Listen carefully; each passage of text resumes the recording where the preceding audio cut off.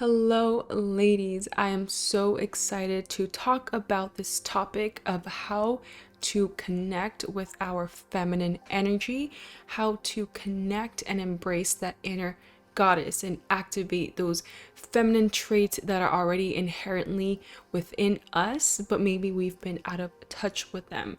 I have plenty notes here with me today because I've been researching this topic for a while and I've been really trying to figure out how to embrace those feminine aspects of me, that feminine energy that I really have neglected for so long.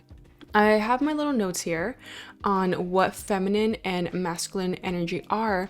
And again, I want to reiterate and emphasize that these energies have nothing to do with gender.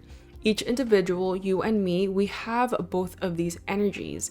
They, in a sense, coexist with each other, but different individuals have these energies at different dominance levels. So, for example, you may be a woman that is more in touch with her masculinity, like I was, or you may be a man that is more in touch with his femininity and just has that as their dominant energy.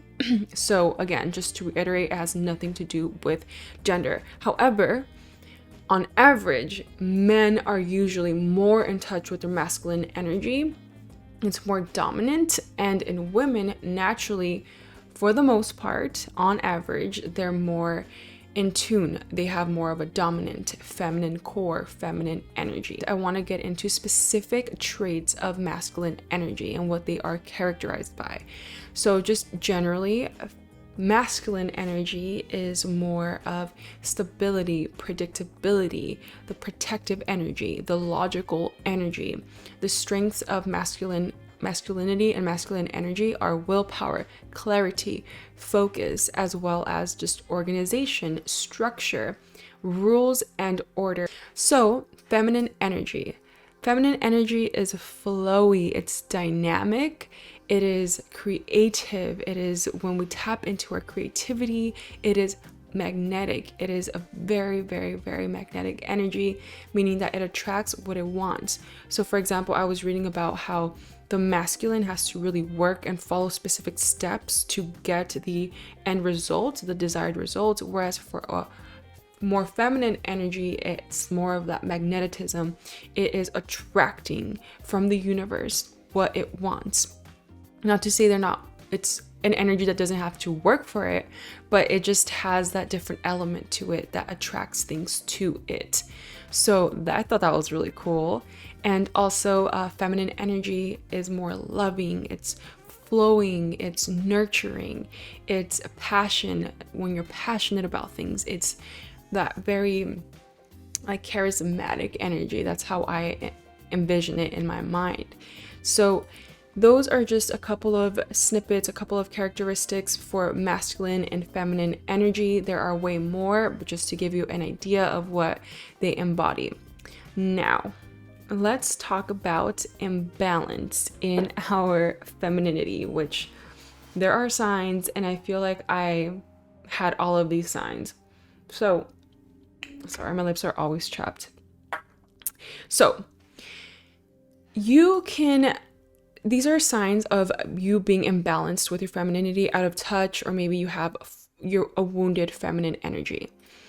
Some signs may be that you feel deeply unaligned, and therefore that will probably lead to feelings of you feeling highly unsatisfied or unfulfilled by whatever it is you're doing in your life. You are constantly burnt out.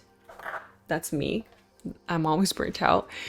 You're always tired, stressed, overwhelmed because you're overworking yourself. You aren't leaving much room, much space to rest and or play. You're always working. We're not engaging in those playful activities that really is what another characteristic of feminine energy, what it is that it is a very playful energy.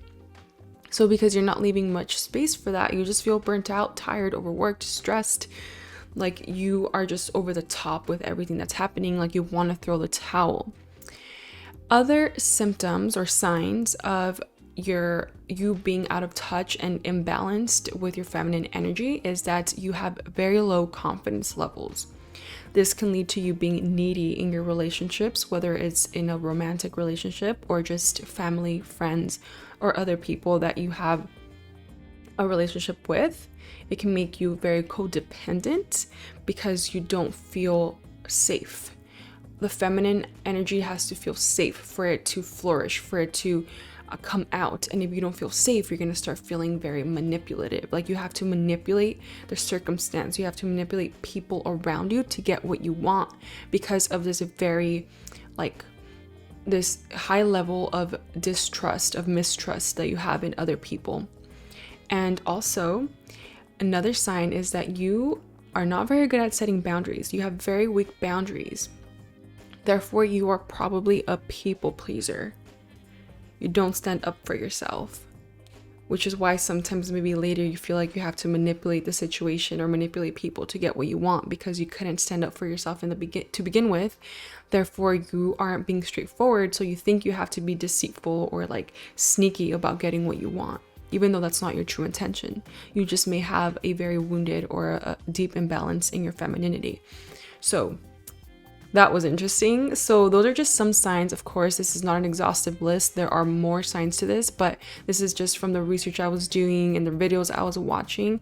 Those were the ones that stood out to me, mainly because I could relate to a lot of these, such as being very bad at setting boundaries and feeling stressed all the time. Okay, cool. So how do we fix this? How do we increase our feminine energy so we can really tap into that inner goddess that we have within us? All of us have that precious energy, and we really need to embody that because it's so powerful. So these are some things that I put together in terms of what I think will help you increase your feminine energy based on research I conducted. Okay. Number one is to learn about feminine energy, to learn about these concepts, such as you're doing right now. Consume content that makes you aware of what it's like to be a feminine, a woman or a person that is in touch with their feminine energy. So for example, there are so many good YouTube videos out there, podcasts, books, blogs, etc. I will go ahead and link below a lot of the videos that really helped me put together this video. And also I just learned so much from those women from which that I've been watching and listening to for a while now. So if you're interested in that, definitely go down below and it'll be very useful resources for you to start learning more about this, because sometimes we can't really fix what we don't know is even wrong, or maybe we don't have the right tools to empower ourselves or to learn more about this. So definitely check that out. Number one, learn about these concepts. Number two is something that I'm currently working on, and it's to get clear on your beliefs, on your values, and your boundaries. This is such a big one, so I want to spend some time here. So something you can do is to just start journaling about what it is that you stand for.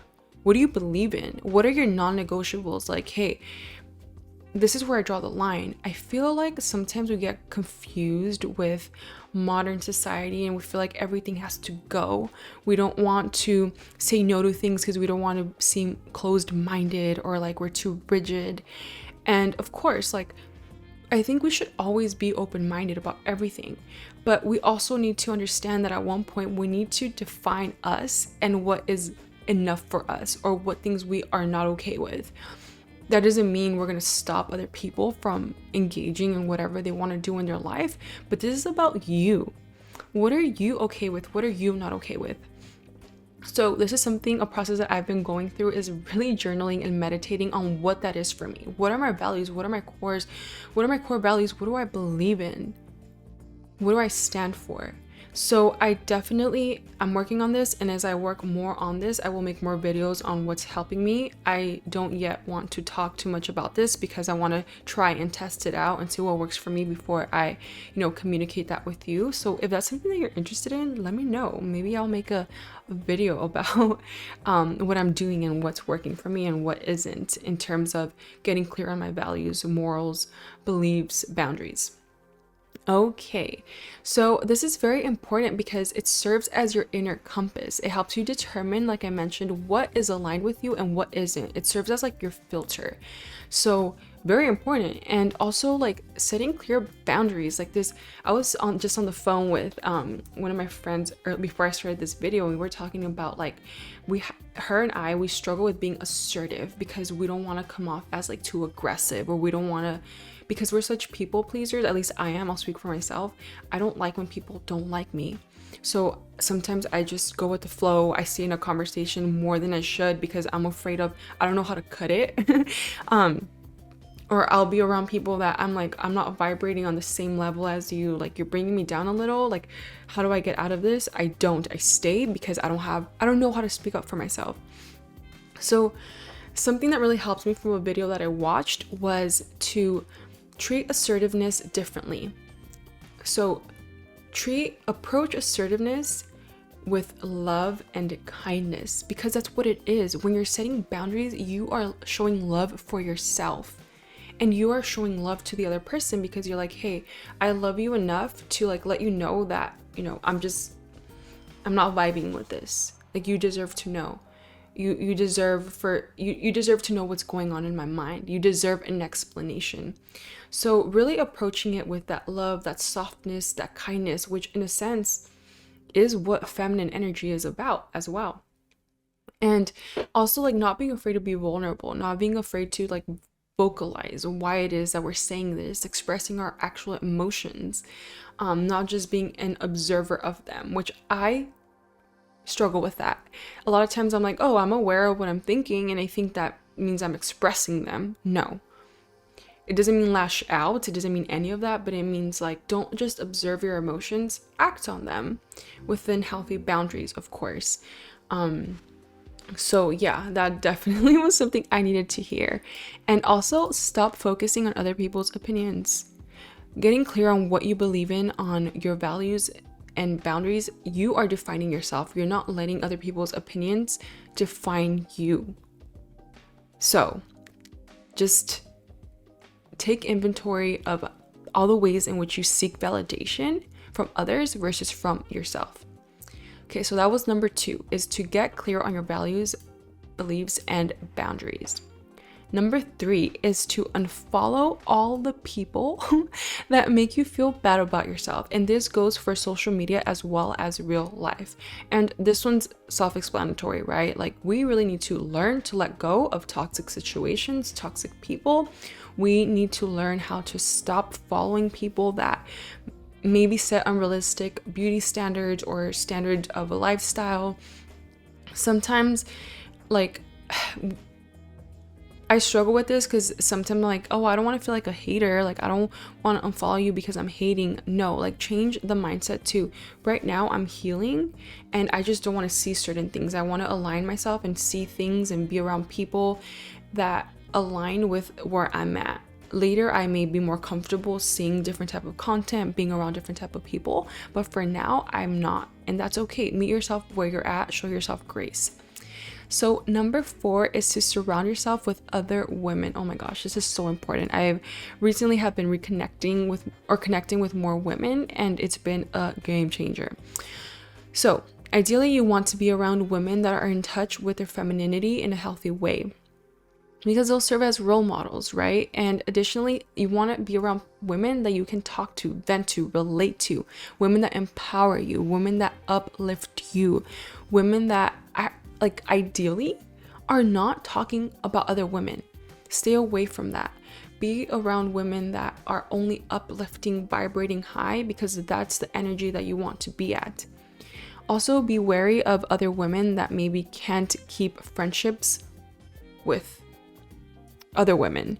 This may be an indication that they themselves are not balanced with their feminine energy. And maybe start talking about these concepts to them, right? Like, it's not about judging people, it's just about surrounding ourselves with others that are supporting this journey in our lives. So I thought that was really important, because I definitely took this advice and I've been hanging out with a bunch of women and I feel so much better. I feel so validated. A lot of the things that I've been going through in terms of like reproductive, like period stuff or body stuff or my mentality, sometimes I feel crazy when I'm telling my fiance about it, because he experiences different problems, different issues. But when I talk to a woman about it, they're like, yeah, like, I get it. I just went through that last week. I literally just went through that yesterday, and I feel heard. I feel seen. I feel safe. I feel respected. And that is a beautiful feeling. And for the most part, you will only get that from women or people that are really in tune with their feminine energy. So that was number 4. Number 5 is something that I'm getting more comfortable with, which is to let your body flow. Moving your body in a playful way, in a way that is relaxing and flowy and even sensual, is like the embodiment of being feminine. There's so much power behind that, and I am learning how to implement this. So different ways that you can implement this is by dancing. You can either take dancing classes, or if you're not there yet, just dancing while you're getting ready. So what I've been doing is in the mornings I'll play very like feminine energy type music, and I'll just move along with it. I'll just let my body flow. I'll notice where I'm rigid, and no judgment, right? When I first did this, I was like feeling awkward, and it was like, Ellie, no one's watching you but yourself. Like, that just shows you how much you judge yourself and why you think other people are judging you, right? So now I'm getting more comfortable with just letting it flow and feeling sexy and beautiful and sensual and playful, and just like letting the body be fluidity, right? So I definitely recommend that. If you don't feel comfortable with that, which I get because I didn't at first, you can also do other things, like when you're stretching, maybe do more dynamic stretching, let it flow more instead of like one. You heard that pop? Instead of 1, 2, 3, 4, 5, it's like, learn how to flow with it, learn how to like add an extra oomph to it, if that makes sense. Yoga, whenever you do yoga, maybe do more flowy type yogas, or yoga exercises. I know there's a lot of videos on how to do more flowiness and be in touch with your femininity, so definitely look that up, as well as walking in nature. Like, walking in nature can Mother Nature, right? She is the ultimate divine feminine. It is a creator of things, of food, of ecosystems. So being around that and just walking will definitely help you be more in touch with your femininity. So that was number 5, let your body flow. Number 6 is something that is very important to me as of late. It is to embrace slow living, meaning that you are practicing being present and intentional and purposeful with your life. I actually recently made a video about slow living and what it is, how can you practice it. So go ahead and watch that video, because I think that it is important to just do this regardless of whether or not you're trying to connect with your femininity. So go watch that. But yeah, this idea of really being present, focusing on being present rather than productive, something I struggle with. Stop focusing so much on the future. So different activities that you can do to stay present is reading. Get out your book and read. I know sometimes we listen to audiobooks. I do that a lot because I feel like I'm always on the go, but really sitting down with a book, or maybe if you're listening to an audiobook, sit down and take notes on it, being present with it, meditating, praying, journaling. Something that I listened or watched videos on was using your hands to be creative. So doing creative things with your hands, such as art, painting, drawing, gardening. I've really taken up gardening and like propagating my plants ever since, and just using your hands to connect with earth and to create something and let it flow. We are creators. We are creative. Let that flow, let that shine through the things around us that we're actually like creating, that we're actually a lot of times, like, the things that we're doing are on computers. We're typing, we're putting essays together, video scripts, projects, but the act of actually making something tangible, that's just powerful. I really have been implementing this, so I know that it is powerful. So this idea of like, we have to stop trying to control everything. We have to let things flow more and understand and trust that the universe is going to give us what we want, because we're operating in that high frequency that will attract those other high frequency things that we want. And a lot of times when we do try to control everything, which is why we don't live slowly or intentionally, this can be an indication that you just feel unsafe in your environment. A lot of times we want to feel safe, we want to feel protected. That's like characteristics of femininity. And if you don't feel safe, you feel like you have to control everything and everyone. That's when we get manipulative and we just get stressed, and we're just so forward focused rather than being here, connected now, and trusting that what you're doing today, who you are being today, is going to attract and it's going to bring those things that you want to your life. So let's stop being micromanagers of everything. I'm mainly speaking to myself and let it flow. Another thing that you can do to embrace slow living is to beautify your environment. So maybe put cute art around your home, your apartment, put up candles. I love candles. I have candles everywhere, but really being intentional with the candles you're buying and where you're placing them and lighting them. It could be a whole ritual. And also plants. Whether you're on a walk and you find cute plants, or you have a garden, or you buy plants, like beautifying your space and embracing your space by putting these beautiful little elements around. I think that is definitely a good way to embrace slow living, by being present and creating a beautiful environment, but also it'll help you just romanticize your life and your space where you live, where you spend a lot of time in. And in addition to that is to embrace playful energy and tap into your inner child. When you embrace slow living and you're being present, you're really connecting with yourself. You're listening to yourself. And a big part of ourselves is our inner child. Whether we bring it out or not, that's a different story. But just being curious, being playful, and just being in the moment with it, it's a beautiful thing to really implement. So that was number 6, is embracing slow living. Number 7, we're almost done. It's 7 out of 10. Number 7 is to listen to more feminine music. Don't be aggressive with your music all the time. Tap into those softer melodies that really encompass what it's like to be feminine. Like, when you hear something soft, you just know it's soft, and a lot of times that's going to be more feminine.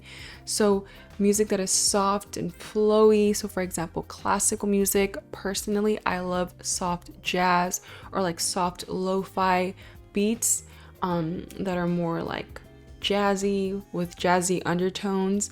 There is a really cool playlist that I recently discovered. It's called, I'll put it up in the links. I'll put the link in the description box, but it's called Divine Feminine. I believe it's what it's called. Divine Feminine Energy. And even the picture of this playlist is like encompasses femininity. But I've been listening to that playlist when I'm getting ready, and I really have been feeling so powerful and beautiful and just like softer just by listening to this. So yeah, if you have any playlists, definitely put them in the comment section. Number 8, something you can do is wear jewelry. It doesn't have to be expensive. It doesn't have to be major. Like, I usually just love using these like little hoop golden earrings. They're not real gold. I love using that. I do have other piercings that I remember a while back when I was in college, I was trying to be more feminine, and I went ahead and got like a bunch of piercings, but I only did one ear. I have to do the other ear. But wearing more jewelry, wearing rings, like, I need to get rid of this. I need to actually buy bracelets. I always have like hair ties, but maybe a necklace, something that's cute, that's dainty, and just accessorizing yourself, treating yourself, beautifying those elements of yourself, right? Like, I don't know. I've always been into rings and stuff, but I never really like made an attempt to wear them, but now I really am being intentional about it. So wearing jewelry is another big one that will definitely help you feel more feminine. Another one that I thought was interesting and I watched a video on it is trying new hairstyles.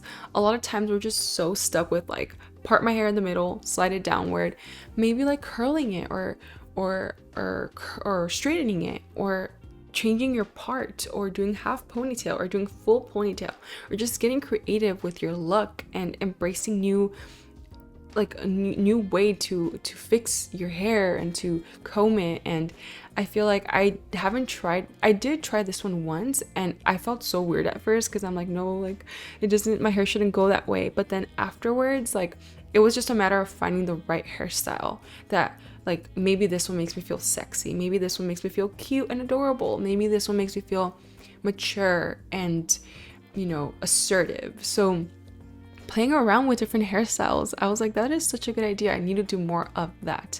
And finally, number 10 is skincare.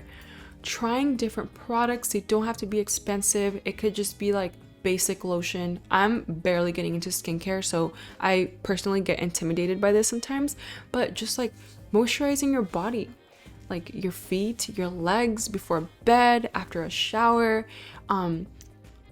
maybe trying out different products that you think you've heard about, people have recommended, and you want to try. Something to do, like a bonus tip when you're doing your skincare, is to listen to podcasts. You know, the step number 1 was to learn more about femininity and divine feminine. Maybe during this time, practices for a week or so, like while you're doing your skincare, moisturization of your body. Moisturization, is that a word? I don't know, sounds like a word. Anyway, while you're doing that, like learn about these concepts of divine feminine, set intentions of like you connecting to your femininity, like you are beautiful, and massage your face, massage your body as you're doing that. Show love to yourself because you deserve it, and you need to be the one to show yourself love first before anyone else. This I'm getting into, and I already feel like I've noticed things in my face that I never had. Like, oh my god, I have freckles here. Like, wow. Sometimes I don't even take time to look at my face. How sad is that? But we're fixing it, okay? So there you have it. Those are 10 different things that you can do to connect with your divine feminine energy, to connect with the inner goddess, activate her, bring her out into the world because she deserves to be seen. I really hope that you enjoyed that video. I know it was a bit of a long one. I just found so many good tips and I wanted to share them and compile them into one video. So if I definitely left things out because I had to cut this video at some point. So if there's things that I didn't mention that you think would be useful for another lady to learn about, go ahead and leave it in the comment section. We would all really benefit from it. And if you are currently on your journey to reconnect with your divine feminine energy, let me know. How is that going for you? Or maybe you never thought about it before and maybe now you are considering it. Let me know where you're at in your journey. I would love to hear more about it. That being said, go ahead and follow me on TikTok, subscribe to this channel, follow me on Discord. I have an email newsletter. Go ahead and subscribe to that. I made another video, as I mentioned earlier, on slow living. Go ahead and watch that while you wait for my next video. I am so happy I made this video. I feel really good about it, and let me know your thoughts on it. Alrighty, I'll see you in the next one. Bye.